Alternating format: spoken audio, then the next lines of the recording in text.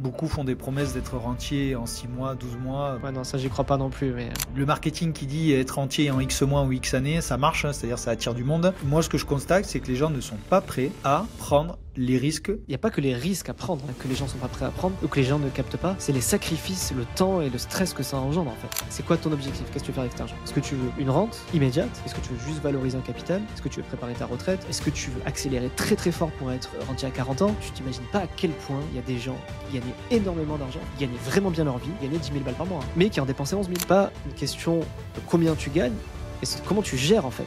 Moi, il y a une liste d'attente de 80 personnes pour bosser avec moi. Le podcast, c'est une façon de convaincre et de me rendre légitime, et les gens, ils ont envie de travailler avec moi pour ce sujet-là. Alors pourquoi t'es là, Thomas? Oui, c'est vrai, pourquoi tu m'as choisi? Qui je suis pour toi?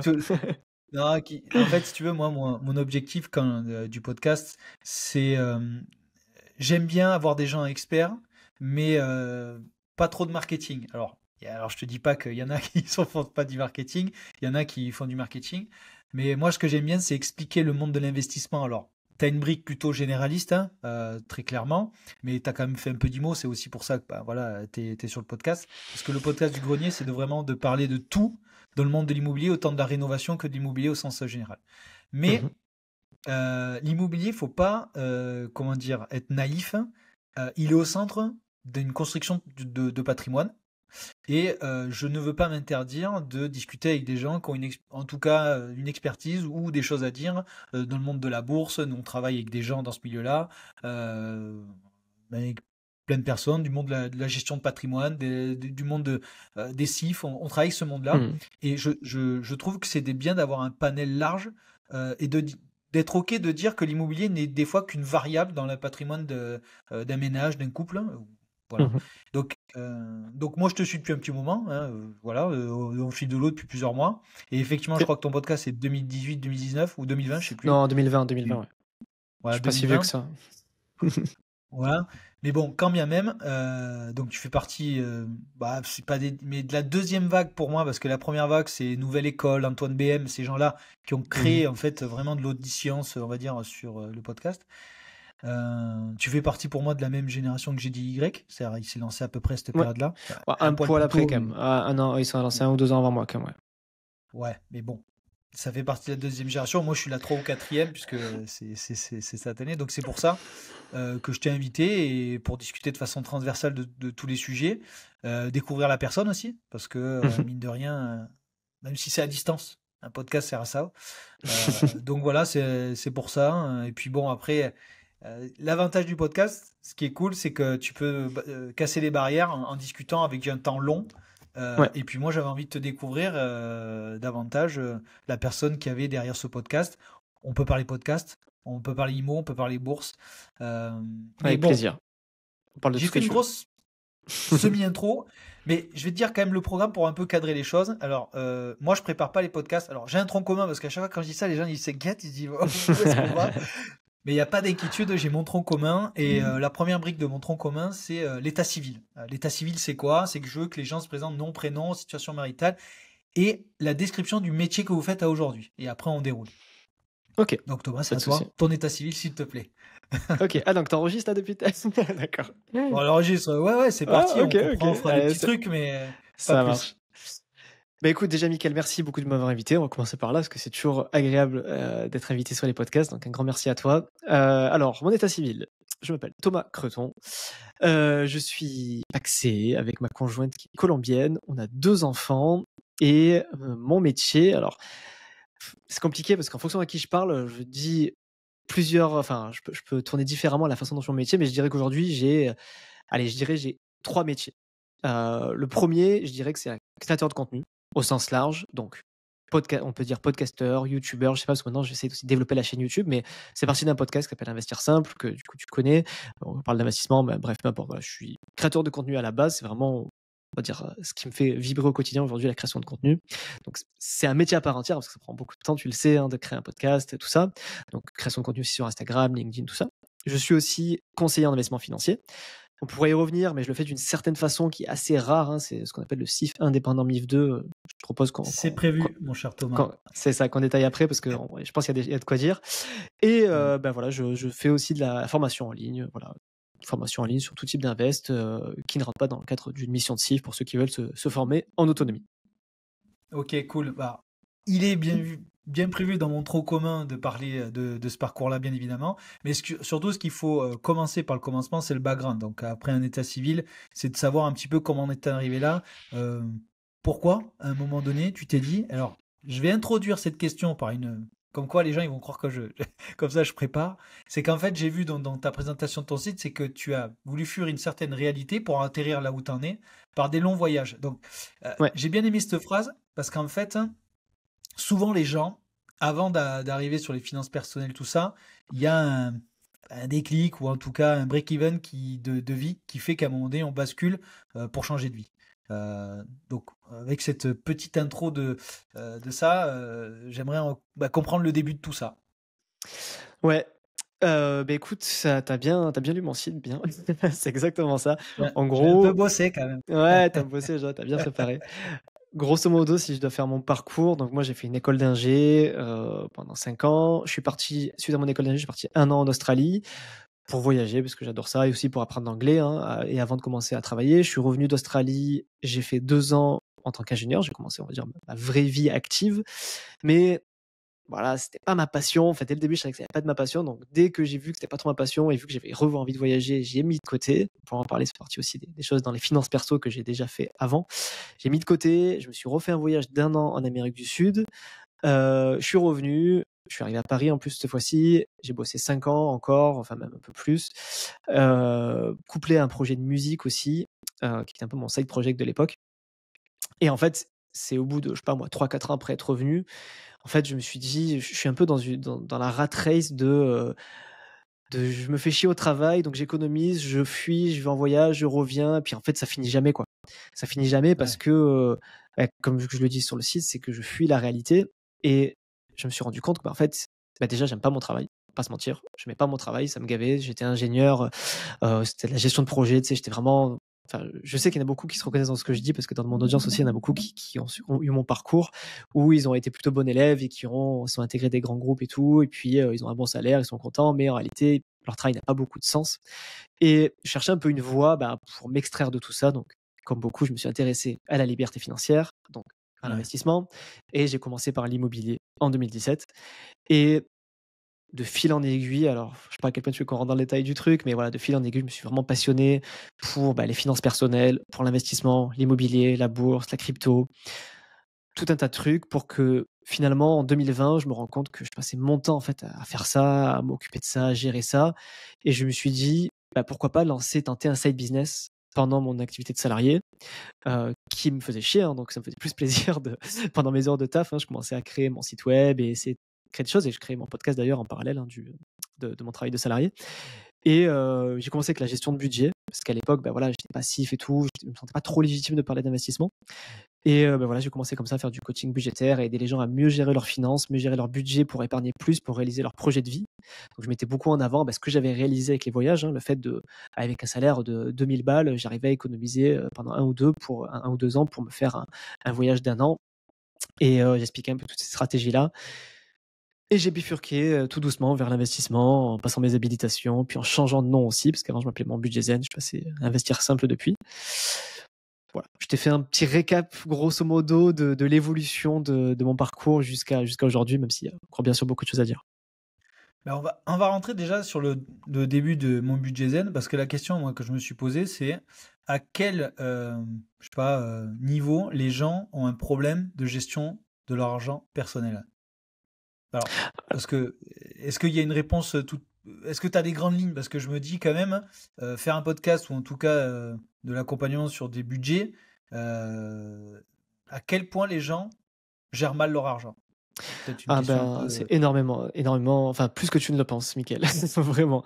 C'est, je m'étais lancé un peu là-dedans en fait en constatant un peu autour de moi que les gens, ils gagnaient à peu près le même salaire que moi, mais qui me disaient qu'ils n'avaient pas les sous pour se payer un voyage, ils n'avaient pas les sous pour se payer ce qu'ils veulent et tout. Et puis je constatais que ils se payaient des voitures, des grosses berlines allemandes à crédit, mais ils ne comprenaient pas pourquoi ils n'arrivaient pas à voyager, tu vois. Donc en fait, j'ai réalisé pas mal de choses sur déjà, l'énorme manque d'éducation financière qu'on a en France. Là, je parle même pas Ouais. d'investissement, je parle juste de gestion de budget et qu'en fait, en mettant en place certaines pratiques assez simples, en fait, tu pouvais épargner plus et réaliser vraiment les projets alignés avec ce que tu veux. Et donc ça passe par un truc qui est chiant, mais qui faut faire selon moi, c'est regarder son budget. Je te dis pas d'aller grappiller, alors je préconisais pas la radinerie à aller économiser des euros à droite à gauche, mais juste prendre le temps en fait de faire ton budget, voir où partaient tes charges fixes, où partaient tes charges variables et aussi travailler sur tes revenus. Vraiment, si tu veux épargner plus pour tes projets, tu n'as que 2 leviers. C'est soit tu dépenses moins, soit tu Mmh. augmentes plus, soit tu augmentes tes revenus. Enfin, tu peux faire les 2. Et moi, je proposais de travailler sur ces 2 choses-là. Donc les charges fixes, en gros, revoir ce que tu n'utilises pas, ce qui sert à rien, machin. Les charges variables, suivre un peu plus ces charges variables, voir où part ton argent à la fin du mois. Donc, alors, je me suis peut-être un petit peu éloigné de ta question, mais pour y revenir, à quel point les gens gèrent mal leur argent, c'est vraiment un vrai problème parce que j'avais vraiment beaucoup, beaucoup de demandes.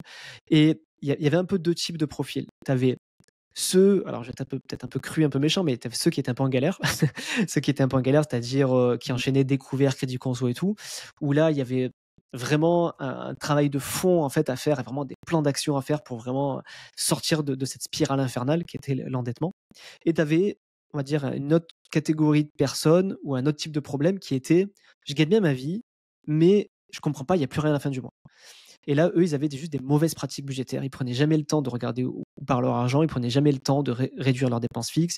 Ils prenaient jamais le temps de constater en fait comment ils pouvaient aligner finalement leurs intérêts, leurs passions avec leurs objectifs. Donc c'était généralement, je fais le cliché, hein, c'était des gens qui mangeaient toujours au resto, des gens qui mangeaient toujours du Uber Eats, qui simplement surveillaient pas leurs dépenses et qui se rendaient compte que la plupart de leur argent partait dans des choses qui n'étaient pas importantes pour eux. Et ce qui importait pour eux, ce qui pouvait être, je sais pas moi, un voyage, je sais pas moi, des cours de musique, enfin bref, quel que soit son intérêt, en fait, l'argent n'était pas dirigé vers ce qui les intéressait. Et moi, mon rôle, c'était vraiment de leur faire prendre conscience de ça. Donc il y avait un aspect mindset, mais aussi un aspect pratique où on mettait vraiment en place les choses pour qu'ils retrouvent voilà, qu'ils puissent aligner finalement leurs dépenses avec leurs objectifs de vie. Mais c'est quoi la solution, par exemple, dans les 2 cas? C'est-à-dire, quand tu as une personne qui est en galère, c'est quoi? Des personnes surendettées qui étaient peut-être, dans ce cas-là? Et ceux qui avaient les moyens, c'est plutôt psychologique, non? Ou culturel? Non, je sais pas. T'avais les 2, t'avais un côté vraiment mindset, où vraiment il y avait des prises de conscience à avoir et aussi un côté vraiment pratique, en fait, où on faisait le budget tous les mois, quoi. On se disait: «OK, en fait, tous les mois, tu dépenses tant, donc regarde dans tes charges fixes, en réalité, en changeant d'abonnement téléphonique, en changeant d'assurance, en changeant de OK, ça va faire 30 balles par mois d'économiser, mais par an, ça fait, fois 12, ça fait 400-500 balles par an». Donc c'est chiant à faire, c'est une démarche à faire en une fois, mais après, bon, par contre, c'est, 300-400 balles par an qui sont dans ta poche. Donc il y avait déjà ce petit coup de pied au cul que je leur mettais, pour les accompagner là-dessus. Et il y a aussi le suivi des dépenses. C'était quelque chose qu'il fallait mettre en place pour se rendre compte finalement, de où part l'argent à la fin du mois. Parce que c'est des choses que personne ne fait, parce qu'on a la flemme, parce qu'on n'a pas envie, machin. Alors, tout un tas de façons pour optimiser et d'automatiser ça, hein, donc notamment via des applications. Après, il y a les méthodes des enveloppes aussi, il y avait plusieurs méthodes, hein, que je suggérais de mettre en place. Et ça permettait de faire le constat, de se dire: «OK, en fait, ton argent, il part là. En fait, est-ce que c'est vraiment ça? C'est vraiment là où tu veux partir ton argent? Bah non, OK, en fait, on va le rediriger. On va peut-être réduire ses dépenses, mais on va la réorienter soit sur de l'épargne, soit pour les gens qui étaient vraiment en difficulté, plus on va faire l'épargne d'urgence, l'épargne de précaution, tout ça. Pour ceux qui avaient déjà ça, plus l'orienter sur de l'investissement, par exemple». D'accord. Mais les genre, tu un cas, sur les 2 scénarios que tu nous dis que tu as aidé qui a été un peu, des cas, un peu pas exceptionnels, mais, des gaps qu'ils ont dû, c'est-à-dire, je sais pas, une personne qui était, en galère financièrement, qui est passée, je sais pas moi, de zéro à moins 500, tous les mois à plus 500 d'économie? Est-ce que tu as des cas un peu, des Ouais, ouais, c'était l'objectif, hein. C'était le c'était ouais, le alors je pouvais pas promettre le résultat parce que moi je donnais les ouais, outils et puis après c'était à eux d'agir. Mais oui, bien sûr, en fin de compte, l'objectif c'est qu'ils aient, déjà ils ont un retour sur investissement sur ce qu'ils payaient, tu vois? Et bien sûr que, l'objectif c'est qu'à la fin ils dégagent un excédent. En fait, de toute façon le but c'est de dégager un excédent sur ton budget. C'est-à-dire déjà apprendre à dépenser moins que ce que tu gagnes, tu vois? Et qu'on ait vraiment un plan d'action visible sur leur objectif. Si ils avaient, je sais pas moi, 3 crédits conso qui étaient à découvert, c'est déjà qu'on apprenne à sortir du découvert et dans un second temps qu'on rembourse les crédits conso au fur et à mesure. Et sur les gens, on va dire, qui n'avaient pas forcément ces difficultés-là, mais qui voulaient juste épargner plus, à la fin du mois, ils arrivaient à zéro. Au bout de 3-4 mois de coaching, généralement, ils arrivaient à 400-500 euros par mois d'épargne mensuelle parce qu'on avait mis en place toutes les choses qu'on avait vues, quoi. mais c'est quoi les frais que tu as vus qui étaient, qui était facilement corrigeable et qui est enlevé parce que pour cesser de 0 à 500, euh, c'était quoi un peu Alors, les dépenses qui étaient ce que tu voyais souvent le plus souvent? Alors, tu as 2 façons de voir les choses. Soit tu vois côté dépenses fixes et côté dépenses variables. Donc dans les dépenses fixes, tu avais, généralement l'abonnement à la salle de sport où on va jamais, tous les abonnements en ligne que maintenant tu peux splitter. Dans petite astuce, hein, si vous connaissez pas la plateforme Split, tout ce qui est Avec YouTube, plusieurs i. Deezer, Ouais, Spotify et tout, au lieu de ouais. payer 20 balles ton abonnement, tu payes 5 parce que, du coup tu partages en fait, tu fais du co-abonnement. Changer, d'assurance, changer de fournisseur électrique, enfin ça c'est des petites dépenses, petites économies, mais qui en fait, c'est un instant T que tu le fais, puis après sur le long terme, du coup, tu plus à y penser et les économies, elles se font. Donc ça, c'est une des parts du travail, mais après, moi, j'aimais bien penser loi de Pareto, quoi, 80-20. En gros, c'est quoi tes plus grosses dépenses? Donc généralement, c'est quoi? C'est loyer, bagnole et bouffe. Et on travaille là-dessus. On travaille, qu'est-ce qu'on peut mettre en place aujourd'hui pour réduire ces grosses dépenses, pour faire vraiment, enfin, avoir un vrai impact en fait sur ton budget. Et on travaillait là-dessus. Donc souvent, c'était, il y avait des personnes, il fallait prendre des décisions un peu dures, mais en même temps, alors je disais pas à tout le monde de déménager, hein, attention, Ouais. mais voilà, par exemple, voilà, la bagnole ou la bouffe, enfin, quand tu changes tes habitudes de consommation et que tu commences à mettre en place des choses, ça peut avoir un impact vraiment, vraiment important, quoi. D'accord. Et du coup, quand tu as donc ça s'appelait mon budget zen, ça tu Ouais. facturais combien ça si c'est pas indiscret? À l'époque, je facturais 900 € pour l'accompagnement. Il y avait 3 à 4 rendez-vous, à peu près. 3 4 rendez-vous. Donc c'est quand même 1000 balles à lâcher. Donc ceux qui ont quand même, il fallait les mettre. Et donc du coup, Mm. là, toi, la promesse c'était quoi? Tu leur disais qu'au bout de 6 12 mois où vous allez avoir un excédent ou pas?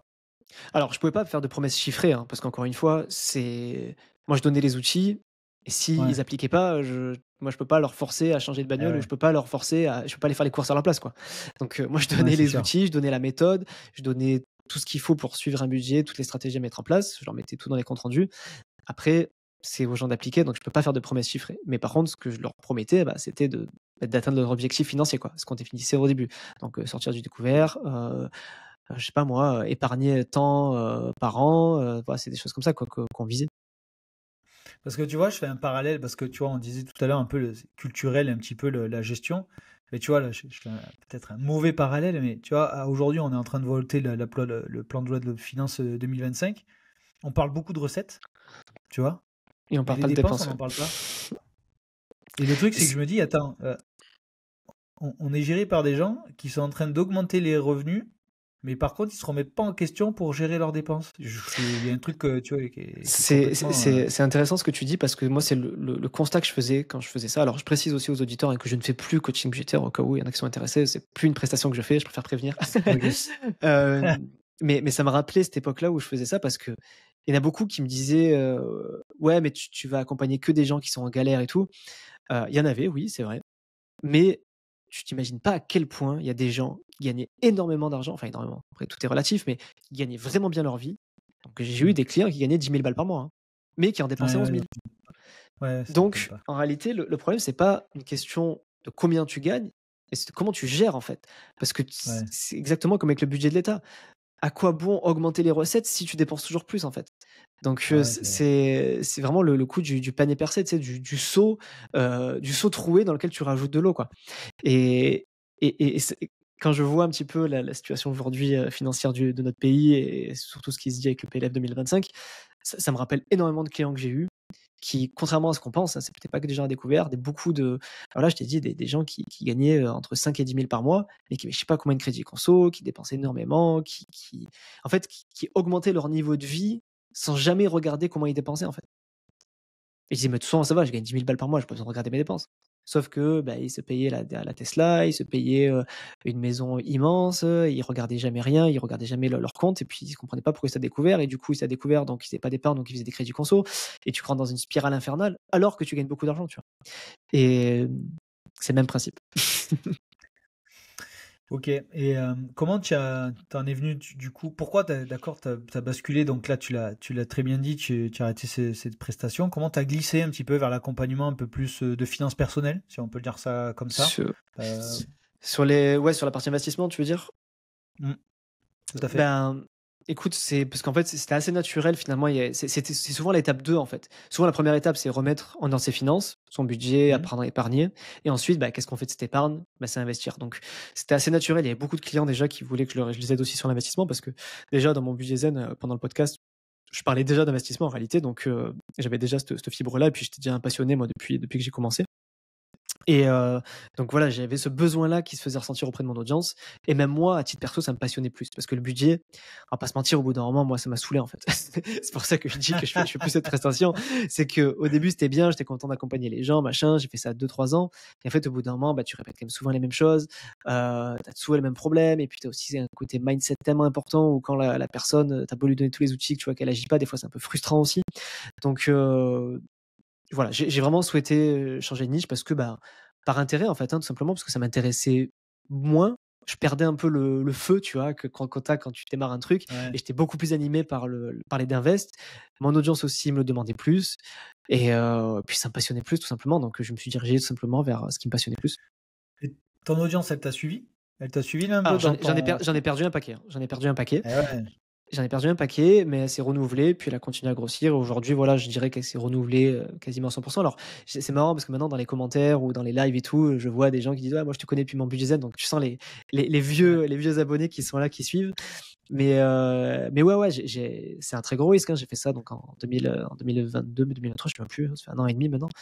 Ouais, bah, chute sur le podcast, chute d'écoute sur le podcast, chute sur les listes email, ça a eu un impact, hein. Mais ça a été le meilleur choix de ma vie parce que l'audience que j'ai aujourd'hui, elle est très différente de celle que j'avais à l'époque et c'est une audience que je préfère avoir aujourd'hui. C'est parce que c'est les sujets qui me passionnent plus et encore aujourd'hui, il y a des gens qui viennent me voir pour les budgets et je leur dis tout de suite non parce que c'est un sujet que j'ai plus envie de traiter, quoi. Parce que ça m'intéresse D'accord. plus et j'ai plus envie de faire ça, quoi. Alors du coup, parce que on l'a déjà dit peut-être plus ou moins en intro, tu es conseiller en investissement financier. T'es pas, comment dire, parce qu'il y a conseiller en investissement SIF et financier, il y a CGP? d'autres. Voilà, CGP. T'es pas un CGP, on est Alors d'accord? Oui ou non? j'ai pas le diplôme de gestion de patrimoine, de gestionnaire de patrimoine. Ouais, Hem, mais j'ai, bah, le diplôme de CIF qui est, on va dire, le diplôme légal officiel pour faire du conseil d'investissement. Parce que quand tu es CGP, tu as pas le droit de faire de conseil théoriquement, en tout cas, tu rentres pas dans le cadre d'une mission de CIF, donc tu peux faire de la gestion de patrimoine, mais tu peux pas conseiller de placement.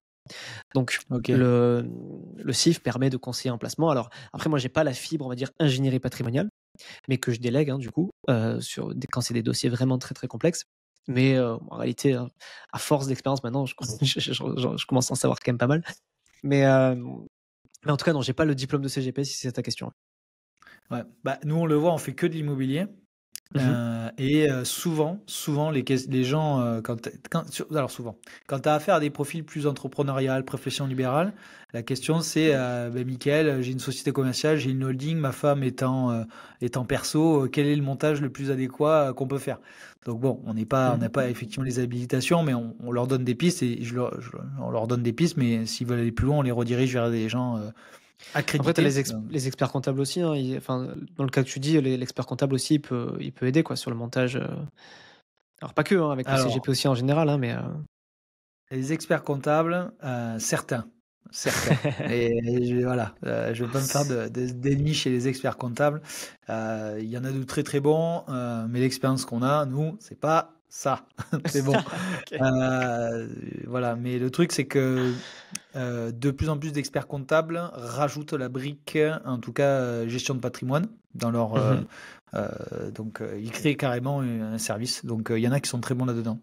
Mais donc nous, on redirige comme toi quand c'est trop, quand on nous demande Ouais, quand c'est vraiment un peu trop de technique, ouais. signer en bas à droite, quoi. On le Ouais, fait c'est pas ça. sinon. C'est clair. Voilà, il faut savoir aussi s'arrêter. Mais ok, mais du coup, toi, comment tu as construit un petit peu ton offre? Comment tu t'es un peu formé? Quel était le parcours personnel et peut-être professionnel pour construire là, ta nouvelle offre parce que bon, ton podcast s'appelle Investir Simple. Alors, je sais pas si ta boîte Mmh. s'appelle Investir Simple aussi. Tout s'appelle Investir Simple. Alors, Investir Simple, c'est la marque. Ouais. Enfin, voilà, du podcast, c'est le nom commercial. Le nom de la boîte, c'est 3PE Conseil. Voilà, Ok, d'accord. qui est la boîte de CIF. Comment j'ai construit mon offre? Ben, écoute, j'ai passé les habilitations. Alors, déjà, comment je me suis formé à titre perso? Parce que je pense que c'est le plus intéressant, parce qu'en réalité, la formation Ouais. officielle, alors, je vais pas être trop critique là-dessus, mais on va dire que Attention. c'est pas ça qui m'a donné les compétences que j'ai aujourd'hui pour conseiller les gens, clairement. Ouais.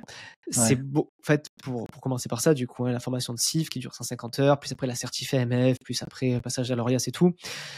Voilà, c'est beaucoup de réglementation, c'est beaucoup de conformité, c'est des trucs pas très très marrants à apprendre, mais c'est pas là où tu apprends à créer une allocation d'actifs. C'est pas là. Enfin, oui, tu l'apprends un peu, mais en réalité, moi, ce qui m'a donné les compétences aujourd'hui pour constituer un portefeuille sur un PEA, une assurance vie, un PER, bref, peu importe, pour faire des placements, des CPI, tout ça, c'est mon expérience perso, tu vois. C'est ce que j'ai fait moi à titre perso, ce que j'ai pratiqué, ce que j'ai étudié en autodidacte, quoi.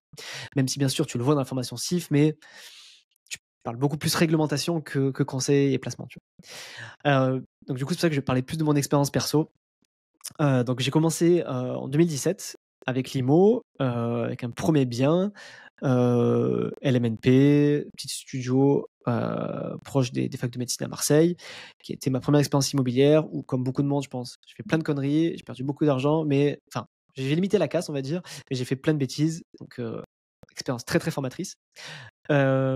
Et en Après, fait, si tu veux faire un focus, je te coupe, excuse-moi toi, mais si tu veux faire un focus là-dessus, vas-y aussi, parce que mine de rien, si tu veux y revenir, c'est aussi intéressant de savoir les écueils que tu as connus et parce que quand tu dis limiter la casse, les gens, c'est quoi? c'est quoi? T'as Qu'est-ce que t'as perdu de fait? l'argent? Et ouais, ils vont se dire, putain, il a perdu de l'argent, parce qu'on entend de tout dans l'IMO et d'ailleurs dans la bourse, mais voilà, si tu peux faire un focus en accéléré, Ouais, mais en tout cas complètement, ouais, ouais. des écueils que tu as pu avoir.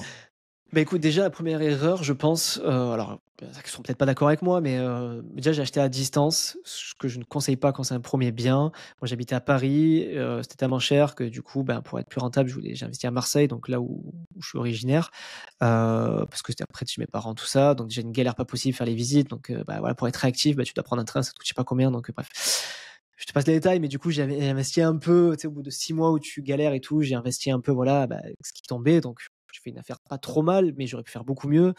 Donc déjà, investir à distance pour ce premier bien, je pense pas que ce soit une bonne chose quand tu veux maîtriser tout, en tout cas tout de A à Z. En tout cas, moi, je le referai pas si c'était à refaire.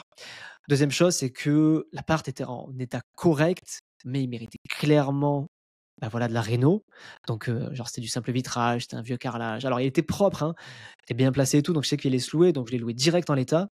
Et ça, deuxième grosse erreur, parce que bah, j'aurais pu faire passer les travaux d'amortissement, j'aurais pu remettre un bien au goût du jour nickel, j'aurais pu avoir des meilleurs locataires qui restent plus longtemps. Enfin bref, c'est dans l'IMO, je pense que je vais pas t'apprendre tout ça, tu le sais.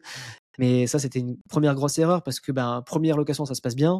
Deuxième location, bah voilà, je tombe sur un locataire qui m'a fait la misère et voilà, qui voulait plus partir, qui m'a rendu fou. Bref, je te passe tous les détails des problèmes que j'ai avec les locataires par la suite, jusqu'au moment où voilà, on m'a limite à accuser d'être marchand de sommeil, tu vois, alors que la partie était correcte, mais c'est vrai qu'il était pas nickel. Donc là, c'est bon, j'ai pris le taureau par les cornes. Quand le locataire il s'est barré, j'ai pris 3 semaines de congé, j'ai fait les travaux moi parce que du coup, je voulais pas réemprunter à la banque, donc j'ai fait ça moi là. Enfin bref, avec les moyens du bord, en gros, pour Bien remettre sûr. l'appart au goût du jour, on va dire. Donc, deuxième erreur, hein, de ne pas l'avoir fait tout de suite après l'achat. Et puis, ouais, et puis j'ai fait un prêt sur 15 ans. Donc, du coup, Ouais, ça, donc voilà, cash flow négatif, machin. Donc, quand j'ai limité la casse, bah, c'est du coup, j'ai fait comment ça s'appelle je sais plus le terme dans le prêt là où j'ai rallongé la durée de prêt différé? pour ouais, non pas indifféré, modulation de crédit.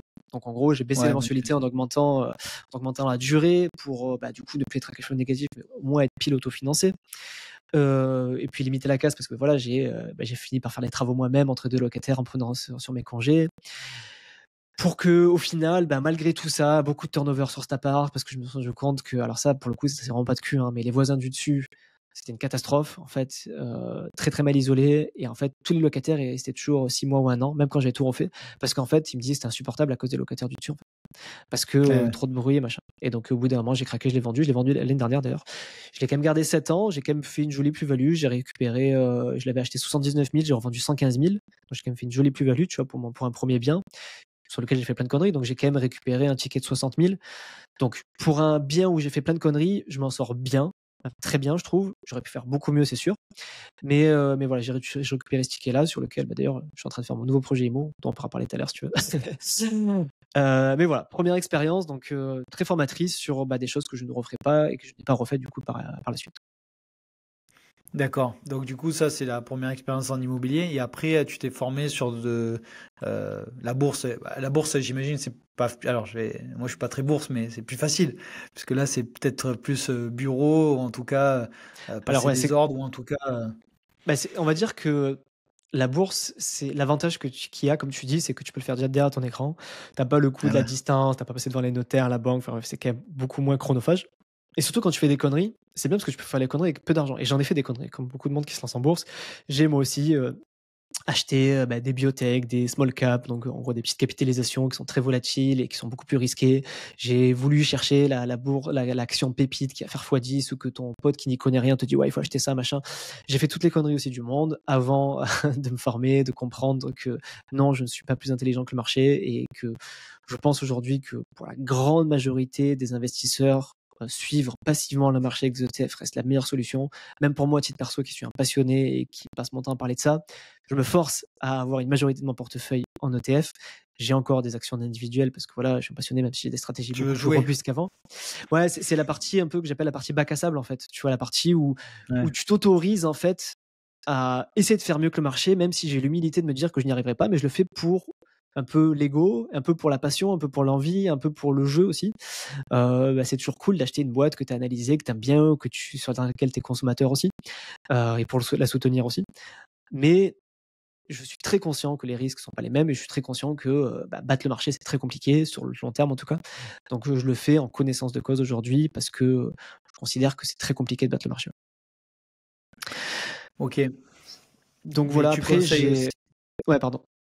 Non, ce que j'allais dire, je vais te demander, peut-être que tu allais compléter, mais c'est qu'à un moment donné, c'est que quand tu as quelqu'un que tu accompagnes, les questions qui viennent souvent, c'est par où commencer. Parce que tu vois, alors moi j'ai une petite idée, mais comment toi, tu conseilles les gens, c'est-à-dire de l'IMO, de la bourse, de la SCPI, du crowdfunding, là maintenant, il y a tellement de supports que les gens sont C'est perdus, le PEA. syndrome Netflix.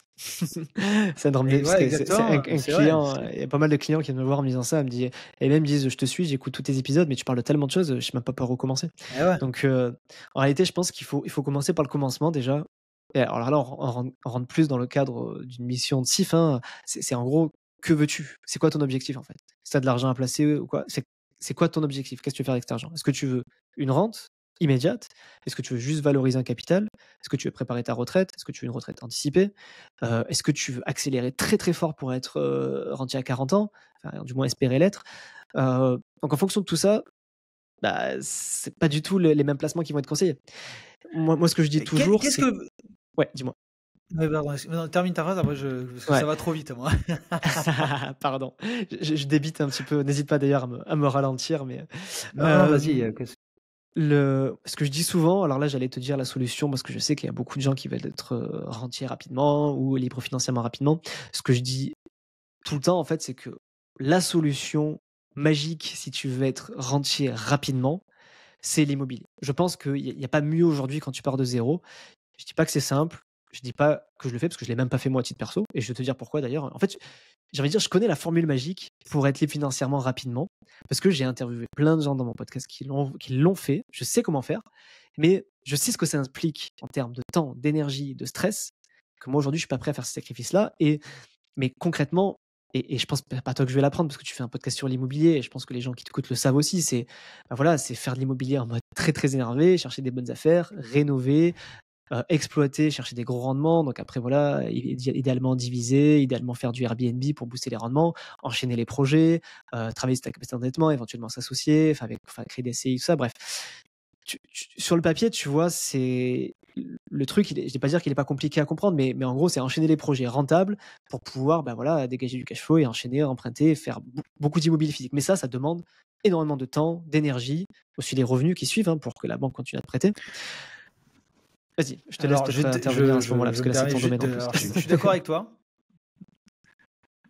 Mais, ouais, non, c'est mon domaine, mais moi, je n'ai pas de prétention à dire avoir la recette magique, mais ce que tu viens de dire, c'est très vrai, mais je compléterai, c'est-à-dire que beaucoup font des promesses d'être rentier en 6 mois, 12 mois. Bon, déjà, je pense Ouais, non, ça, j'y être crois pas rentier non ou en plus, tout mais cas avoir. J'y crois pas non plus, mais c'est qu'en fait, si tu veux l'être rapidement, c'est qu'à aujourd'hui, les gens, adore parce que le marketing qui dit être rentier en X mois ou X années, ça marche, hein, c'est-à-dire ça attire du monde. Mais par contre, les gens ne sont pas prêts à faire les risques qui sont corrélés à être rentier en très très très peu de temps. Et ça, moi, je l'ai constaté, c'est qu'en fait, la majorité des gens, et c'est là où j'allais te poser ma question, j'allais te couper, c'est qu'en gros, le profil type de gens qui viennent te voir, parce que pas le profil type, mais qu'est-ce que les gens, après, à explication de la vraie vie, parce que moi, je Mhm. compare le monde de YouTube et la vraie vie, je pense qu'il faut avoir un pied dans chaque monde, voilà, parce qu'il ne faut pas critiquer YouTube ou critiquer la vraie vie. Et je pense qu'il faut avoir un pied dans chaque monde, mais moi, ce que je constate, c'est que les gens ne sont pas prêts à prendre les risques qu'ils voient sur YouTube, en tout cas, pour aller rapidement à un but, en tout cas, Alors, moi, je de ce fameux compléterais, rentier, quoi. enfin, moi, je compléterais, il n'y a pas que les risques à prendre, hein, que les gens sont pas prêts à prendre ou que les gens ne captent pas, c'est les sacrifices, le temps et le stress que ça engendre, en fait. Moi, je sais que je suis propriétaire de 3 biens. Je sais que moi, déjà, j'en ai ras le cul, en fait. Enfin, c'est déjà trop. Enfin, et, et là, en plus, je te dis ça, mais je suis en train de repartir sur un gros projet, mais là, c'est pour notre RP, donc c'est un peu différent. Mais enfin, ça n'a rien à voir en termes de charge mentale, VS, si tu fais de la SCPI ou de la bourse, mais c'est rien à voir. Donc, il faut être conscient que, enfin, je te dis, tous les gens qui sont passés sur mon podcast et qui sont devenus libres financièrement, celle qui a fait le plus rapidement, elle a fait en 5 ans. Le plus vite. Après, généralement, c'est aussi entre 5 Mm. et 10 ans. Mais c'était des gens ultra énervés qui ont fait que de l'immeuble de rapport, qui achetaient que des trucs à coût de 5 ou 6 lots. Donc, je te laisse imaginer déjà les connaissances qu'il faut avoir, le stress, déjà la capacité d'endettement. Donc, ils avaient des revenus, ils gagnaient peut-être 10 000 balles par mois à deux. Donc, déjà, il faut aussi pouvoir emprunter, machin. Donc, tu as tout un tas de critères déjà à respecter. Mais après, même, il faut que tu passes. Enfin, peut-être après, peut-être qu'ils vont pas être d'accord avec moi, mais c'est-à-dire tu passes tes week-ends et tes vacances à faire ça pendant 5 ans, en fait, tu vois. Et Ah il bah y moi, je a. suis d'accord avec ce que tu dis, hein. Ça, c'est sûr. Et il faut en être conscient que oui, c'est possible. Quand je te parlais de formule magique, c'est sur le papier, ce serait, on va dire, le modèle à suivre. Mais est-ce que les gens on va dire, peuvent le faire ou ont envie de le faire? Moi, je sais que non. C'est pour ça que moi, je te dis, aujourd'hui, j'ai vu ce qu'ont fait les gens qui ont réussi à le faire en 5 ou 10 ans. Moi, je sais qu'aujourd'hui, je préfère être libre financièrement dans 15 ou 20 ans, mais profiter de l'instant présent et de mes enfants notamment, plutôt que, bah, voilà, mettre en pause ma vie pendant 5 ans, parce que voilà, on n'a qu'une vie et au bout d'un moment, enfin, et puis même j'ai pas envie en fait, c'est trop de stress, trop d'énergie, trop de machin, trop de enfin, c'est pas simple quoi. C'est ça que c'est là où je veux en venir. Bah, moi, assez rapidement, hein, parce que je pense qu'on est quasiment de la même génération. Moi, j'ai 38 ans, j'ai commencé à investir il y a plus de 10 ans. Et le truc, ce que j'ai vu, c'est que j'ai vu émerger, moi, les premières promesses de marketing.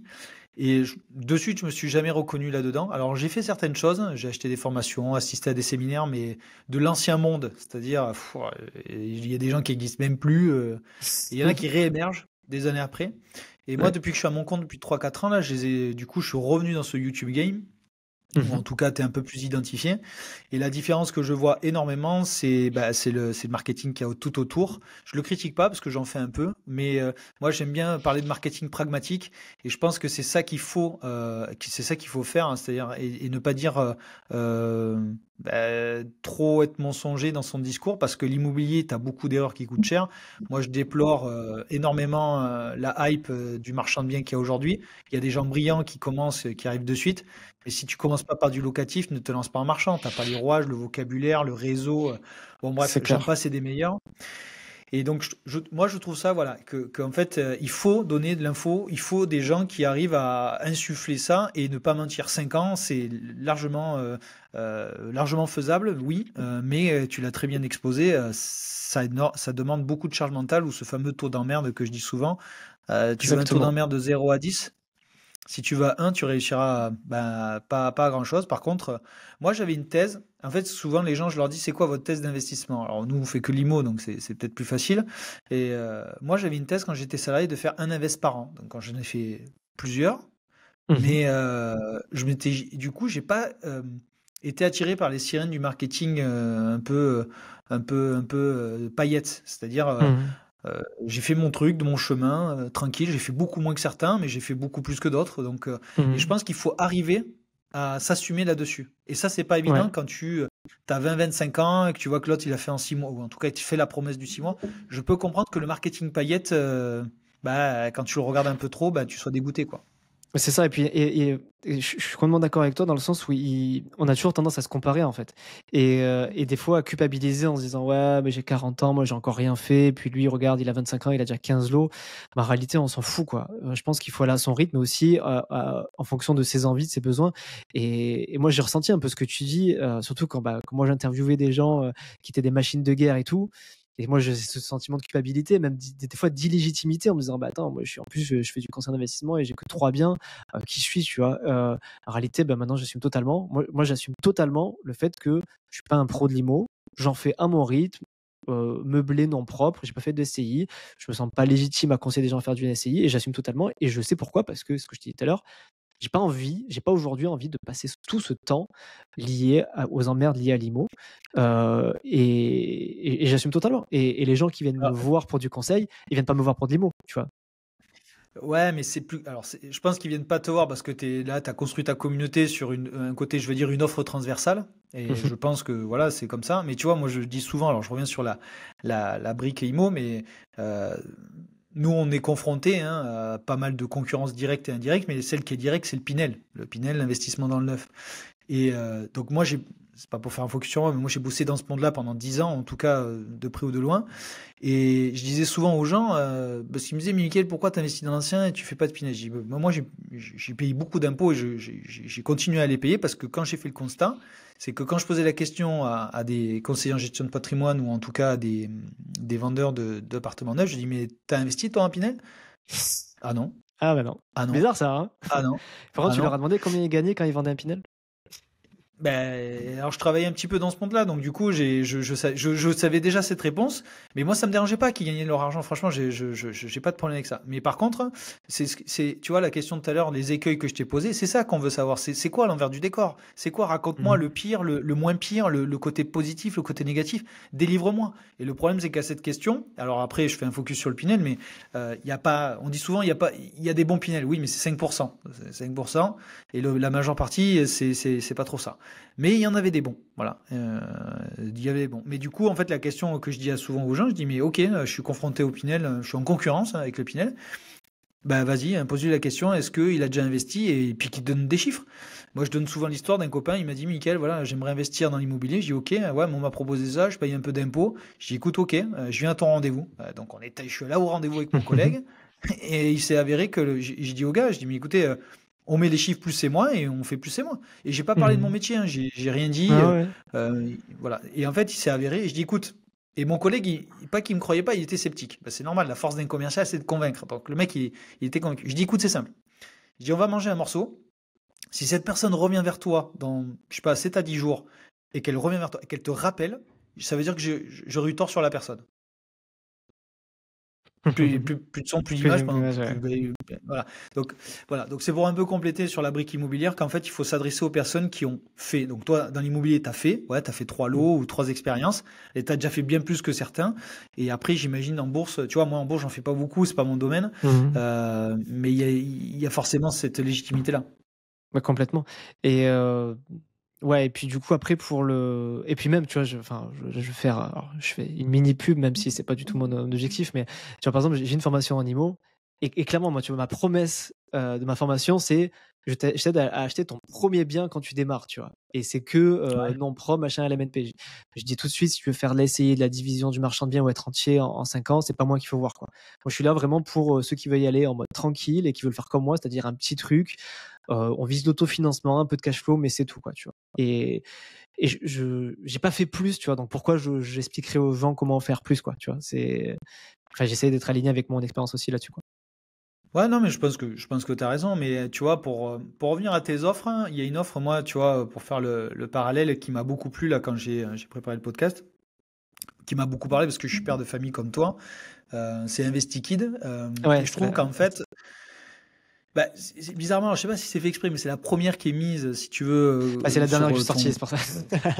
Ah, ok, d'accord. Ouais, c'est la plus Des fois, il y a récente. des explications, il faut pas chercher plus loin. Mais ce qu'il y a, c'est que c'est important. Je pense que l'investissement, faut pas se mentir, on le fait pour nous. Nous, on a Mhm. commencé, on était pas célibataire, hein, pardon, mais on était pas d'enfants, on travaillait tout Mhm. ça.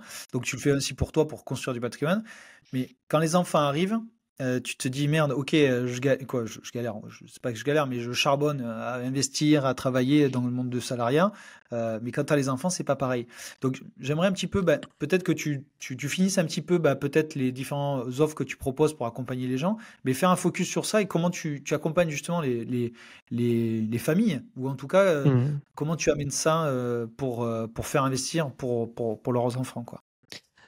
Alors, je vais essayer de répondre à tes questions en la découpant en 2 fois, en très gros, hein. Si bien sûr il y en a qui sont intéressés, après moi j'ai pas forcément envie de encore une fois de faire ma promo là sur le podcast, mais grosso modo je propose des formations en autonomie sur chaque type d'invest. En fait, j'ai une stratégie, on va dire, d'offre où au lieu de faire du high ticket comme beaucoup, j'ai des formations pas chères, hein, des formations accessibles, mais sûrement des thématiques. Donc une sur les ETF, une sur les actions à dividendes, une sur, celle en IMO que je t'ai dit, pour ceux qui veulent acheter leur premier bien rentable, Ouais. une sur, voilà, investir pour ses enfants, une sur les SCPI, bref, sur chaque type d'investissement.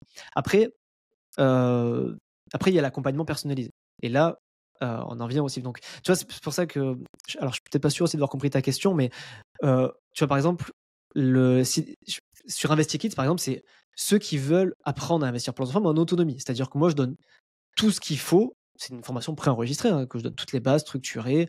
Qu'est-ce je vais arriver. Qu'est-ce qui existe aujourd'hui pour investir pour ses enfants? Quelles sont les 3 principales stratégies? Comment les mettre en place concrètement? Quelles sont les règles de donation à mettre en place? Bref, tout ce qu'il faut. Mais c'est pas du conseil personnalisé. Si tu veux vraiment que je t'accompagne pour voilà, pour mettre en place quelque chose pour tes enfants, là, pour le coup, c'est différent, c'est une mission de conseil. Donc, il faut vraiment distinguer les 2, quoi, tu vois?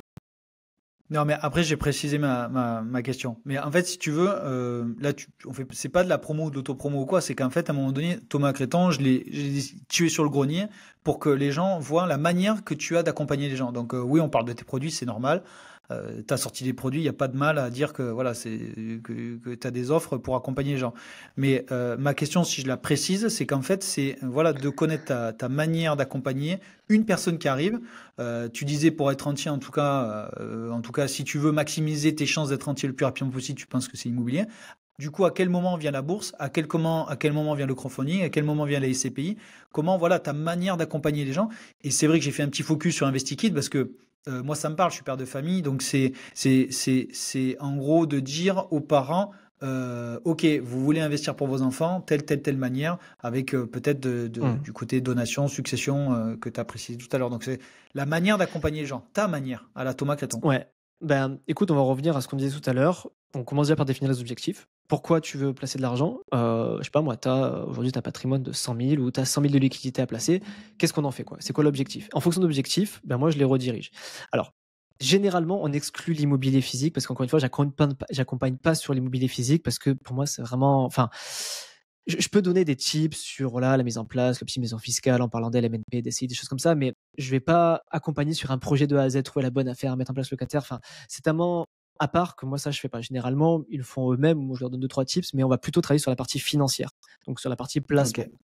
Et là, en fonction de l'objectif, ça va vraiment changer. Donc, si quelqu'un veut des revenus complémentaires, moi, j'aime bien la SCPI, par exemple, tu vois, parce que c'est de l'immobilier, mais complètement passif. Euh, si et après, j'aime bien, enfin, de manière générale, moi, j'aime bien quand même la diversification. Donc, je suis pas très à l'aise à conseiller qu'un seul placement. J'aime bien déjà avoir une poche IMO, une poche bourse, une poche exotique et une poche sécurisée. Moi, c'est un peu comme ça que je raisonne dans la construction d'un patrimoine. Donc, en fonction du profil de risque, parce que ça fait partie aussi des choses absolument, enfin, ultra importantes, hein, quand on définit, quand on commence une mission de conseil. En fonction du profil de risque, déjà, on va voir quelle est la poche sécurisée quel pourcentage de l'allocation on va mettre en sécurisé. Donc, ça, ça va être assez simple, hein. Généralement, c'est du fonds RAW, des fonds monétaires, des choses comme ça. Après, sur la partie IMO, soit la personne a déjà de l'IMO physique, donc si elle a suffisamment d'IMO physique, généralement, on va pas forcément mettre de la SCPI, par exemple.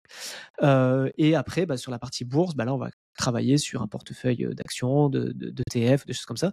Et sur la partie exotique, là, il y a pléthore d'offres, hein, la crypto, le crowdfunding, le private equity. Et généralement, moi, je commence déjà par dézoomer. On fait l'allocation d'actifs globale, qui est quel pourcentage on met par actif, pardon, et dans quelle enveloppe on les met aussi.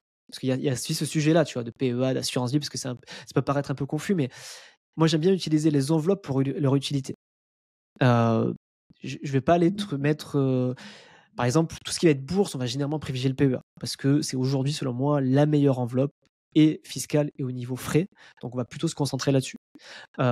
L'assurance vie, ça va vraiment dépendre des objectifs de plein de choses, mais moi, j'aime bien aussi dire on prend au moins date, parce que je pense que c'est pas une mauvaise chose de prendre date. Donc, en gros, c'est-à-dire tu l'ouvres, tu laisses courir le délai pour avoir au bout de 8 ans, d'avoir les avantages fiscaux. Donc, même si tu mets rien, au moins tu l'ouvres. Pareil pour le PEA, même si on met rien, juste on l'ouvre. Je pense que c'est vraiment deux. Enfin, si on doit résumer, alors je suis désolé, je suis en train de réaliser que je suis en train un peu de m'éparpiller, mais s'il y a deux choses, on va dire, qu'on peut mettre en place pour tes auditeurs qui n'ont jamais fait de placement financier, je pense que ouvrir un PEA, une assurance vie, c'est toujours une bonne chose, même si tu mets rien dedans, parce que tu fais courir le délai fiscal. Après, voilà. Après, vraiment, sur l'accompagnement, ça dépend vraiment des objectifs, mais grosso modo, on fait d'abord l'allocation d'actifs globale. Ensuite, sur chaque part du camembert, on va faire la stratégie par actif. Et ensuite, on met en place, on investit ensemble. Grosso modo, c'est comme ça que je fonctionne. D'accord. Si on parle de concrètement une étude de cas d'une personne d'un couple, 30 ans, qui gagne, je sais pas, allez, 4 000 euros à deux, je sais pas si c'est ce que tu rencontres, mais en tout cas, Ouais, c'est ce que moi très souvent, ouais. Ouais, voilà, c'est ce que je constate, qui ont jamais fait d'immobilier, mais qui ont leur résidence principale, qui ont un livret A, qui n'est pas tout à fait rempli. Et le deuxième étude de cas, qui est peut-être un peu plus compliqué, 60 ans, locataire, pas trop d'argent de côté, retraite, on va dire, dans moins de 10 ans. Comment sécuriser ces deux profils? C'est couple et Alors attends, on va faire les choses dans l'ordre. On va refaire le premier. Donc déjà, le couple 30 ans qui gagne 4 000 euros par mois, c'est ça? Ouais, le foyer, ouais, pas d'enfants. Pas d'enfants. Et leur objectif, c'est?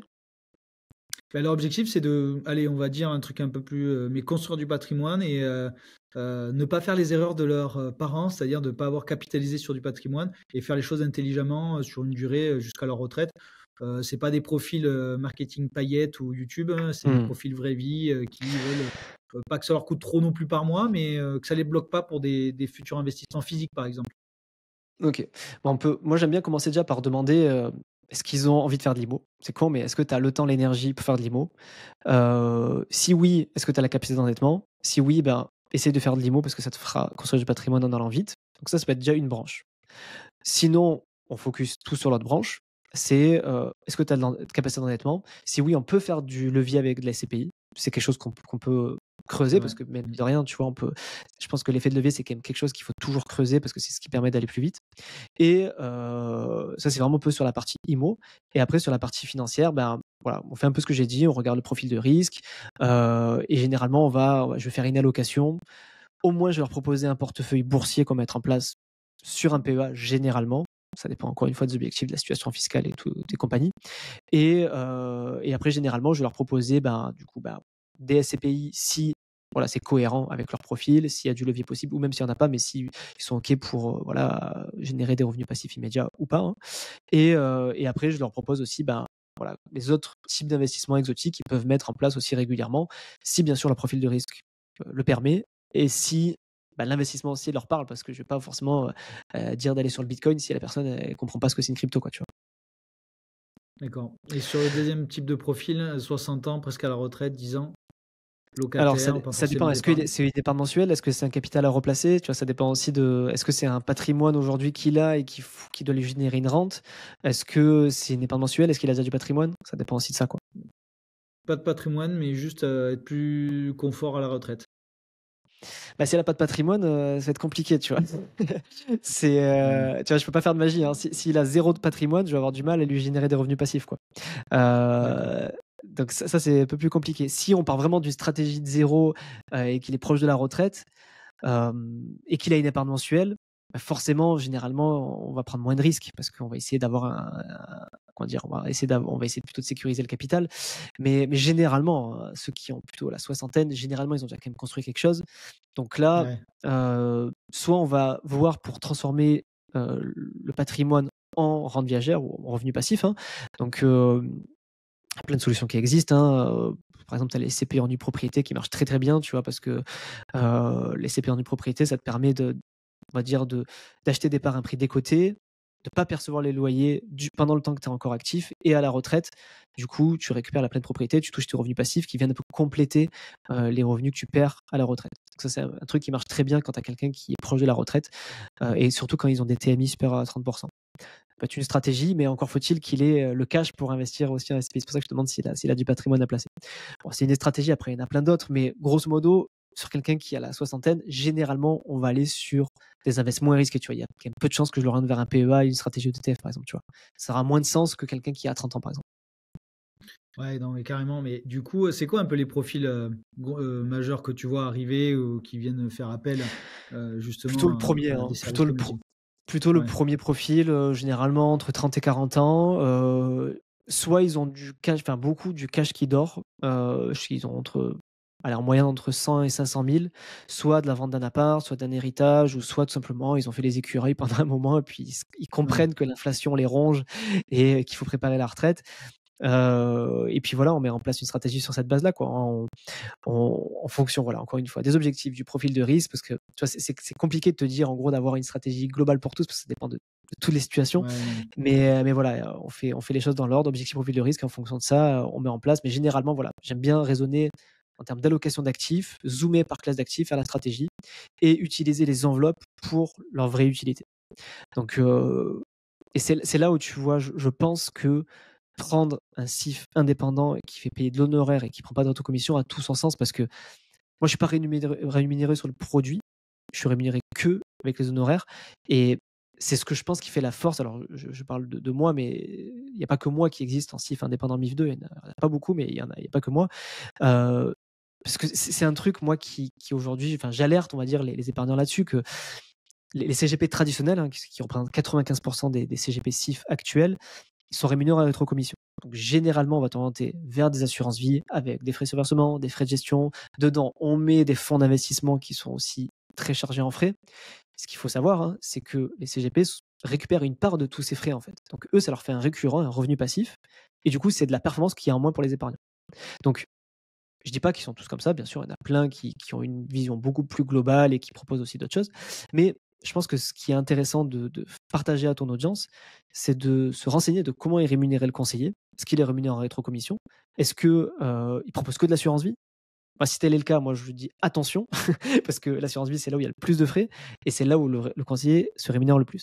Donc, voir quel est son, comment dire, quel est son spectre son champ des possibles sur l'investissement, combien de produits il propose, combien de façons de faire il propose, pour voir si ben voilà ça correspond à ce que vous voulez, et puis voir que son intérêt est aligné avec le vôtre, quoi. Moi, je suis toujours, parce que nous, on travaille avec des CGP, hein, on travaille Mhm. avec pas mal de CGP. Et c'est vrai que je suis toujours étonné. Après, j'ai pas la réponse il y en a qui font pas d'immobilier. Il y en a pas. Il y en a qui en font pas, jamais. Ils font que du financier, 100%. Ouais, mais c'est compréhensible, parce que l'immobilier, c'est quand même. Enfin, ça dépend. Quand tu dis qu'ils font pas d'immobilier, c'est-à-dire ils accompagnent pas sur le projet pour les faire investir. Ouais, ouais, même physique, physique. Alors peut-être papier, peut-être, mais il y en a qui Ouais, font bah, mais moi, même. enfin, pour le coup, je vais pas les critiquer, parce que même moi, j'en fais pas, tu vois. Enfin, enfin, pour moi, l'immobilier physique, quand tu veux faire des choses rentables, pour moi, enfin, c'est un accompagnement sur le long terme, parce que t'imagines, il faut qu'il trouve le bien, il faut qu'il fasse les travaux, machin. Enfin, je vois pas trop la plus-value d'un CGP pour ça. Pour moi, c'est plus du coaching, en fait. Tu vois, c'est plus Alors, quelqu'un qui doit le alors coacher pour l'accompagner là-dessus, tu vois. bon, Et ben, on peut débattre. Alors, je t'explique mon point. Alors après, je suis peut-être ouais. orienté IMO, donc les gens vont dire, bah, t'es parti pris, mais oui, mais pas grave. Mais je vais te donner l'argument, c'est qu'en fait, moi, je conseille les gens sur ma verticale immobilière. Mais si ça, par exemple, ils me disent, Mickaël, j'ai 100 000 euros, et je bah, dis, écoute, t'as que 50 000 à mettre sur le projet IMO, les 50 K autres, c'est pas ma compétence, il faut que tu ailles voir un CIF ou un CGP pour Bah, aller moi, faire je des fais exactement placements. l'inverse de toi. Moi, je fais l'inverse de toi. Et ben, C'est-à-dire que mais c'est on pour ça que je, découpe, on dit 50K en IMO. Moi, je te laisse voir avec quelqu'un qui est très bon en IMO, et moi, je veux que de la partie financière. voilà, mais tu as quand même une petite formation de dire dans ton programme, en tout cas dans ton offre que tu proposes, écoutez, je propose pas peut-être d'immobilier physique, mais sachez que j'ai une formation à X centaines d'euros. Si vous voulez mettre un pied à l'étrier à l'immobilier physique, vous pouvez aller. Tu as une prestation. Je veux dire, Ouais, bien voilà, sûr. tu dis Mais c'est pas pas de l'accompagnement non, je le fais. personnalisé. Bien sûr, je Oui, propose, je oui. dis voilà, si tu veux te former en autonomie, mais c'est quand même différent, tu vois. Enfin, la personne qui vient me voir pour du conseil, généralement, elle a besoin que je l'accompagne, tu vois. Comme toi, elle a envie de t'avoir au téléphone et te poser les questions. Donc, dans le cas de la mission de conseil, oui, je lui dis, bah, si tu veux prendre l'information, mais du coup, ça lui fait payer en plus, tu vois. Donc, c'est vrai que bon, après, je suis pas très très bon en marketing ni en commercial pour mettre en avant mes trucs, mais généralement, moi, l'IMO, je fais un peu l'inverse de toi, comme tu disais, tu vois. Je dis, voilà, Mais du coup, ton offre de MIF 2, c'est ça? MIF 2, hein, c'est ça? Le fait que Ouais, le alors, conseiller en... c'est pas exactement le terme, c'est une offre de conseil en investissement, hein. C'est juste le MIF 2, en gros, c'est juste pour identifier ce que veut dire indépendant ou non, en fait. Parce que D'accord. aujourd'hui, la majeure partie des CGP disent indépendants, ce qui est vrai, ils sont indépendants, ils sont pas rattachés à une filiale, une entité. Donc, c'est-à-dire ils ont autant de fournisseurs et de partenaires qu'ils veulent. Mais c'est ce qui dit le sens, quand je dis au sens milieu, c'est que le conseil est indépendant. En fait, il faut distinguer les CGP indépendants et le conseil indépendant. La majorité, donc les 95% que je t'ai dit, sont des CGP peut-être indépendants, mais qui sont au conseil non indépendant, parce qu'ils sont rémunérés en D'accord. rétrocommission. Et le conseil indépendant, il n'y a que 5% des CIF en France qui font ça, où tu n'as pas le droit de toucher de rétrocommission, et si tu les touches, tu es dans l'obligation de les reverser aux clients, et du coup, tu factures en honoraire.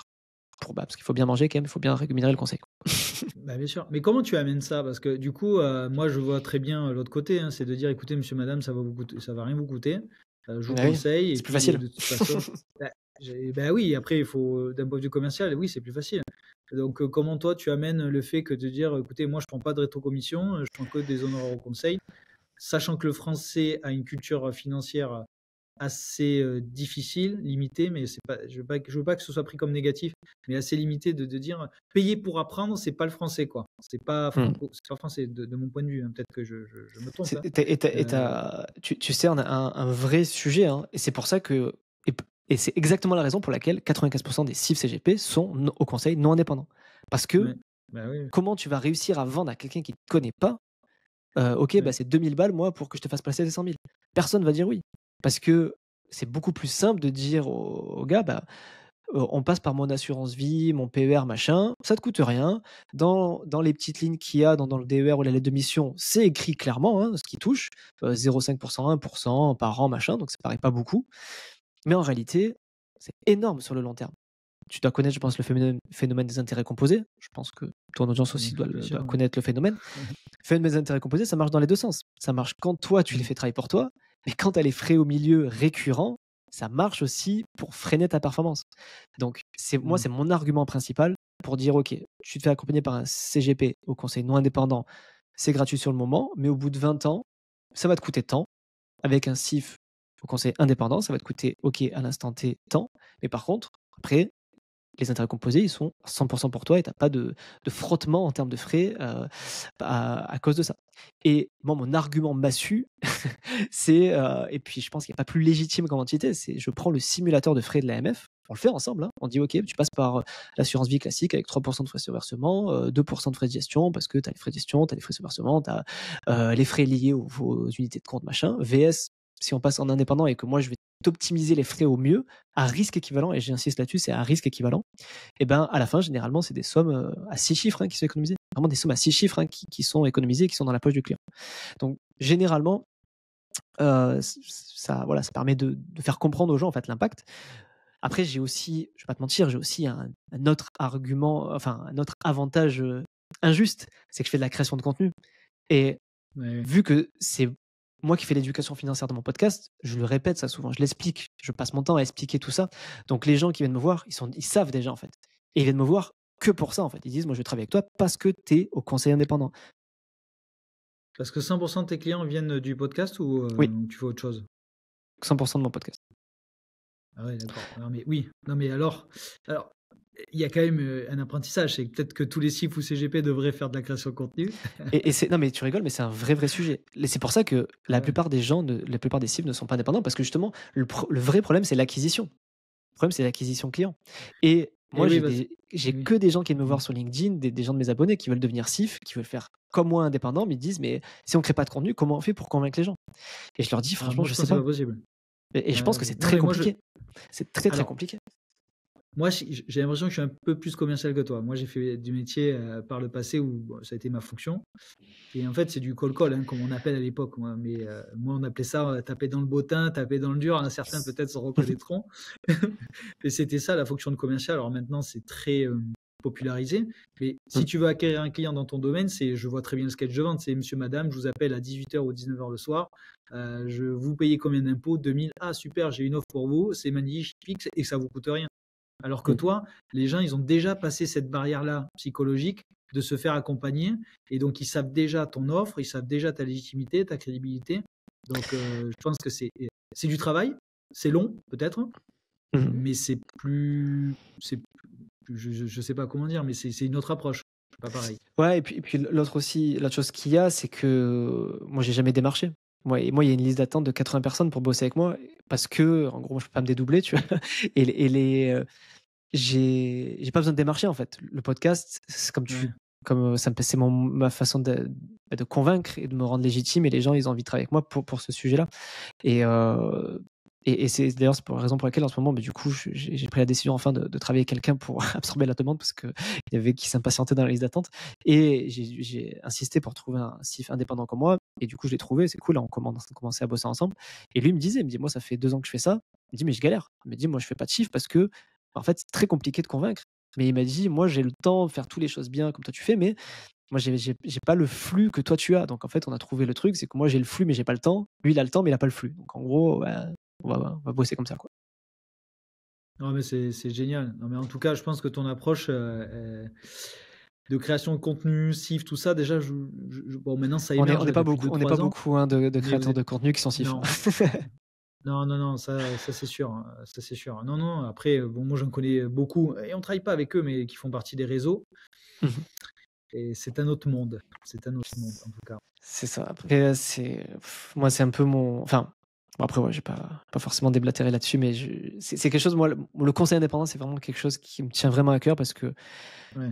je considère que c'est ça qui permet vraiment de maximiser la performance du client, en fait. Je suis vraiment pas à l'aise à lui dire, je te prendrai 1% par an, quoi qu'il arrive, que tu perdes ou que tu gagnes, je te prendrai 1% par an. Parce que je me dis, dans tous les cas, lui, il fera 1% de moins, en fait. Et moi, je suis persuadé que c'est mieux vaut qu'il paye 2000 balles en une fois. Mais par contre, après, sur le long terme, les 2000 balles, mais il les récupère 100 000 fois. Et encore une fois, à risque équivalent, sans prendre plus de risques, hein. C'est juste, en fait, Ouais. dans les frais qui sont pas pris de manière récurrente, quoi. Parce que j'ai l'impression aussi que dans ce milieu-là, il n'y a pas de meilleur placement. J'ai l'impression souvent, pour moi, la variable d'entrée, c'est plutôt l'âge avant le placement. Je me trompe? C'est-à-dire, s'il y a une C'est personne une de des 20 ans variables. qui vient de voir, C'est une des variables, hein. ouais. Tu as le profil de risque, tu as l'âge, tu as l'objectif, tu as les connaissances, tu as beaucoup de variables qui rentrent en compte. Ouais. Tu as la fiscalité aussi. Si tu es quelqu'un qui a une fiscalité, une TMI de 0, une TMI de 45, tu proposes pas la même chose. La structure patrimoniale aussi, est-ce que c'est ton nom propre, est-ce que c'est en société? Enfin, il y a tellement de paramètres qu'il n'y a pas vraiment de règles, en fait. Ah, non, mais l'objectif, là, tu vois, de montrer un petit peu ton univers, c'est qu'en fait, il y a pas forcément de règles, qu'il y a une autre façon aussi de penser ces investissements, une autre approche du monde de la gestion de patrimoine. Donc, du coup, c'est cool. Ça, en tout cas, moi, je pense que, parce que bon, on arrive un petit peu vers la fin de l'enregistrement. Et est-ce qu'il y a un sujet que j'ai oublié d'aborder là, Thomas, que tu penses qu'on pourrait évoquer? Parce que j'y ai pas pensé. Non, je pense que tu as abordé on a abordé le principal. On est prévu de parler de mon modèle de CIF, tu vois. On en a pas mal parlé, du coup, on l'a bien détaillé, plus que prévu même. Non, je pense qu'on a parlé du principal. Non, je sais pas quoi dire d'autre. Après, ouais, je sais pas si pour la partie mots, je rajoute juste un petit mot parce que je te dis ça parce que je viens de signer mon compromis aujourd'hui, donc je suis trop content. Je sais pas si c'est un sujet que tu traites et on aurait peut-être pu en parler plus. Excuse-moi. Vas-y, on peut prendre C'est quelques minutes, hein, je sais pas. c'est que du coup, je suis sur le podcast d'ailleurs, je documente ça. C'est que je suis en train d'acheter ma RP, mais bon, tu dois le savoir et tu as dû l'entendre parler dans les promesses marketing un peu folles que acheter sa RP, c'est pas intelligent pour devenir financièrement machin. Je suis pas Moi, d'accord, moi, je mais suis assez ok. mitigé aussi. Je suis pas forcément d'accord avec ce discours-là. Mais du coup, pour résoudre un peu le problème, en fait, moi, je fais les deux. J'ai dit que j'achète une RP rentable. C'est-à-dire que j'achète une RP dans laquelle je vais mettre une partie en location pour me rembourser une partie du crédit. Et Ouais. voilà, donc là, on est sur un projet un peu fou avec ma femme. On a acheté 240 mètres carrés. Enfin bref, je te passe les détails. Si ça t'intéresse, les auditeurs, ils iront checker mes épisodes. Mais voilà, aujourd'hui, voilà, juste dire qu'on a signé le compromis et je vais documenter tout ça sur ma chaîne. Et si jamais ça t'intéresse aussi, toi, de voir un peu cette histoire-là et que tu veux qu'on en rediscute à l'occasion, ça sera avec plaisir. Alors, non, mais avec grand plaisir. Après, ce qu'il y a, c'est que du coup, on mettra les liens des épisodes. Là, si tu veux, tu nous les partageras. On les mettra pour qu'ils suivent cette aventure. Donc, avec grand plaisir. Après, moi, sur la résidence principale, si je peux faire un focus là-dessus, c'est que je le dis, et c'est pour moi, c'est pas. Parce qu'on parle souvent d'achat-revente, on parle de flip, Donc, Mmh. la résidence principale, c'est pas tout ça. La résidence principale, souvent, les gens, quand ils se posent la question, moi, je te donne vite fait mon expérience personnelle et après, je vais répondre de façon plus globale. Mais quand j'ai commencé à investir, ma femme me dit, faut acheter notre résidence principale. Je lui ai dit, écoute, ok, on va voir, quoi. Moi, j'avais envie d'investir. On était salariés, on gagnait plutôt correctement notre vie à deux. On était en début de couple, quoi, en début de couple, je veux dire, en début de vie active, pardon. Mmh. Et donc, voilà. Et en fait, si tu veux, le truc, c'est qu'en recroisant, en recoupant les données, et je me suis dit, attends, le monde bancaire, comment il résonne? Et le monde bancaire, c'est que si tu achètes ta résidence principale, je sais pas, tu prends un loyer de 1 000 euros, il va te dire, ok, bah, monsieur, madame, vous êtes endetté de 1 000 euros. À l'époque, je dis bien à l'époque, c'est fini maintenant ce temps-là. Je fais un vite fait accéléré, mais en gros, tu avais les taux investisseurs ou les taux différentiels Mmh. qui aujourd'hui n'existent plus. Donc, la stratégie que ma génération et ceux d'avant ont fait n'est plus possible. Mais en gros, tu avais ce fameux taux différentiel et qui, à un moment donné, tu pouvais peut-être accélérer les investissements. Mais quand bien même, il prenait quand même ton taux d'endettement et le crédit. Donc j'ai dit à ma femme, Mmh. j'ai dit, écoute, c'est simple, le problème c'est que si on achète notre résidence principale, on va être bloqué pour un futur investissement. Non, non, non, le banquier me disait d'acheter ma résidence principale à mon investissement. Bref, j'ai écouté personne, j'ai dit, écoute, c'est simple, je vais faire mon propre investissement tout seul et après on verra. Je suis sûr de Mmh. moi, je suis persuadé que la banque ne va pas considérer... voilà, donc je fais un rapide accéléré, mais l'investissement, je l'ai bien fait, c'est-à-dire j'avais un cash flow positif, pas beaucoup, j'avais entre 45 et 50 euros de cash flow positif après tout. C'était Mmh. un bien sur Nîmes d'ailleurs, à côté de Montpellier. Et en gros, quand on est allé voir la banque pour la résidence principale, le banquier nous a dit, bah écoutez, je me souviens, je crois les chiffres, il y avait 700 euros de loyer. Et ben sur les 700, je vais en prendre 500 euros parce que ça fait à peu près 70%. Donc j'ai dit à ma femme, Mmh. du coup, je dis une bêtise, on gagnait peut-être 3000 plus 500, ça fait, on gagne 3500. Donc notre taux d'endettement va être calculé sur 3500. Et ça, c'est sans compter le taux différentiel. Voilà. Donc ça, c'est mon expérience personnelle avec la résidence principale. Et je dis pas que c'est ce qu'il faut faire, je dis simplement qu'à un moment donné, c'est à chaque époque, il y a sa réflexion. Il y a, Mmh. moi, ça fait, je sais pas, il y a une petite dizaine d'années que je suis propriétaire. Donc, j'ai fait, en fonction des éléments que j'avais, des contraintes, j'ai adapté ma stratégie.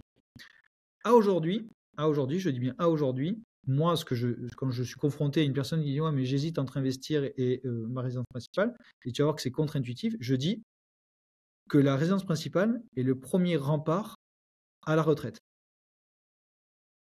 Voilà. C'est-à-dire qu'à un moment donné, tu prends un crédit sur 20 ou 25 ans, quand tu as 30 ans, à 55 ans, donc bien avant ta retraite, parce qu'il ne faut pas se mentir, la Mmh. retraite 65 ans, Ça il peut y a être tellement de compliqué. gouvernements, il y a tellement de gouvernements qui vont passer que en fait, tu vas voir que 65, 67, 70 ans.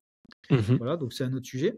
Donc ça veut dire que de 55 à 70 ans, avant que tu sois à ta retraite, tu auras zéro de crédit sur ta résidence principale. Donc ça te fait quand même Donc une par belle contre, économie de charge, quoi. et bien sûr, et punaise, aujourd'hui, tu vois, si tu veux faire un achat d'une résidence principale, en tout cas dans mon coin, entre 200 et 300 000, tu as un truc entre 700 et 1500 euros par mois, et ben dis-toi que dans 20 ans, tu n'auras plus cette charge-là. Donc Et moi, c'est... c'est- j'irais même voilà. plus loin que toi. En fait, je trouve que mon mindset, il a énormément évolué aussi sur la RP parce que pendant, bah voilà, quand j'étais un peu plus jeune et que j'avais pas d'enfant, pas de femme et tout, j'étais en mode, voilà, je vais aller vite, je fais de l'IMO. Bon, je me suis vite arrêté, comme Ouais. tu l'as compris. Mais maintenant que j'ai 2 enfants et que je suis toujours locataire, et ben ça fait travailler aussi, tu vois. Il y a aussi ce côté, mine de rien, rassurant de se dire, c'est chez nous, quoi. Déjà, on fait ce qu'on veut, on fait les travaux qu'on veut, on fait machin. Et putain, bah, si demain il y a, je sais pas moi, il y a n'importe quel problème où le propriétaire il veut récupérer son logement, bon bah moi je suis pas à la rue, quoi. Enfin, je sais pas si ça me. Il y a aussi ce Alors, côté-là, bon père de famille, tu vois, qui moi a évolué dans ma tête. tu as raison. Par contre, moi, j'ai un autre argument qui va, je sais pas si, voilà, mais on peut en échanger. C'est qu'en fait, tu peux rester locataire toute ta vie. Moi, en fait, c'est pas, là, si je juge, là, si je suis un peu méchant, bah, reste locataire toute ta vie, mais investis à côté. Oui, voilà. Il faudrait investir à côté. Non, Bouge-toi mais les fesses. je suis d'accord avec toi. Bouge-toi les fesses. Mais vu que j'ai Si tu plus fais ni l'un ni envie l'autre, d'investir, vu que je veux plus faire de locatif, je me dis tant qu'à faire, je ferai mes RP, tu vois. alors, moi, je vais te faire un autre parallèle. C'est que nous, on fait que... Parce que depuis tout à l'heure, tu dis que tu fais pas d'immobilier physique, donc moi, c'est l'un de mes métiers. Et je le comprends aisément parce que l'immobilier locatif, c'est chiant.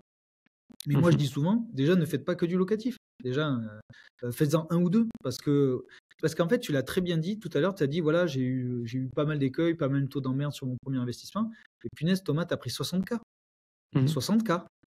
60K. Et moi, le problème que je dis aux gens, je dis, écoutez, alors nous, on fait du clé en main, donc on est plus, franchement, je le dis avec toute la bienveillance que je peux avoir, on est forcément plus cher que si tu le fais tout par toi-même. C'est évident. Bien sûr. C'est évident. Oui, Tu bien fais sûr. tout par toi-même, tu minimises tous les coûts, toutes les étapes. Nous, on est là, on doit vivre, et à un moment donné, l'expérience, elle se paye. Bref, mais on n'est pas non plus doublement cher. Je veux dire, bon, bref, on s'en fout. Mais ce que je veux dire par là, c'est qu'en gros, fais-en un ou deux. N'en fais pas 4, 5, ne regarde pas YouTube Paillettes et tu verras très bien. Mais si tu en fais un ou deux dans ta vie et que tu prends 60 fois 2, Thomas, plus ta résidence principale, c'est pas bien? Plus 300 balles par mois en bourse, on est bien. Hein. Exactement. Non, mais ce que je veux dire, c'est il faut que moi, simplifier, hein, c'est clair. mais moi, mais alors, bon, c'est pas pour faire l'apologie de Green Living, mais c'est que nous, moi, je simplifie au maximum le discours des gens. Je leur dis, ils me disent, je vais faire ça. Je dis, mais attendez, hop, déjà, on redescend sur terre et on voit ce que vous voulez faire en immobilier déjà. Et ça m'est arrivé de dire, ne faites pas d'immobilier. Hein. Ça m'est arrivé. Donc, non, c'est qu'en fait, toi, tu es dans l'achat de ta résidence principale, mais punaise, mais ouais, grave. Et si tu veux arrêter 5 ans d'arrêter d'investir, n'investis pas pendant 5 ans. Mais et même, ce qui est fou, c'est que le monde bancaire, ils vont te dire, Monsieur Créton ou Madame Créton, vous n'êtes pas marié, pardon, mais Monsieur et Madame, ben, vous êtes votre résidence principale, ça fait 5 ans, vous avez quand même amorti 5 ans, ben c'est super parce que on peut peut-être la mettre ça en garantie, ou en tout cas dans l'équilibre, si demain vous voulez faire un investissement. Donc en fait, non, il y a des étapes à passer. Tu as investi, tu as fait 3, tu as fait de la bourse, tu as fait du X ou Y chose, tu as fait une pause au niveau physique, immobilier physique, tu achètes ta RP. En plus, tu l'as fait de façon rentable, magnifique. J'ai envie de te dire, il n'y a pas de. Mais il faut la faire. Pour moi, il faut la faire. Il faut la mettre dans sa stratégie générale, voilà, globale. Complètement. Et on est dessus. Ça va être chaud, mais on va y arriver. Parce que pour nous, c'est un très très beau projet, quoi. Parce qu'on moi, je vais m'arrêter au T2, tu vois. Donc là, on prend 240 mètres carrés, donc ça va être violent. C'est-à-dire, tu as combien d'habitations et combien de locatifs du partagé? Alors, 240 mètres carrés, dans les 240, il y en a 160 pour nous et on laisse 80 pour le locatif. Donc, on louerait une maison. Tu fais quoi, hein? C'est quoi, un T2, T3, T4, une maison de ville? C'est quoi c'est 80 mètres carrés, donc ce sera pas une maison de ville, on est dans la Pinède et tout. Ce sera une maison. Une maison, alors, on n'a pas encore décidé. Soit on fait une coloc avec des chambres meublées, soit on loue en nu. Mais tu dois savoir, fiscalement, c'est pas l'idéal, mais on aura tellement de travaux que ça se réfléchit quand même. Ou alors, on loue la maison en meublé. Pareil, là, le problème, c'est que c'est pas beaucoup recherché, une maison de 80 mètres carrés en meublé, hein, mais il y a moyen, enfin on a fait des petits tests, il y a quand même de la demande. Donc on n'a pas encore décidé de comment on va le louer, mais en tout cas, on sait à combien on louera, en tout cas, au minimum, dans le pire des scénarios.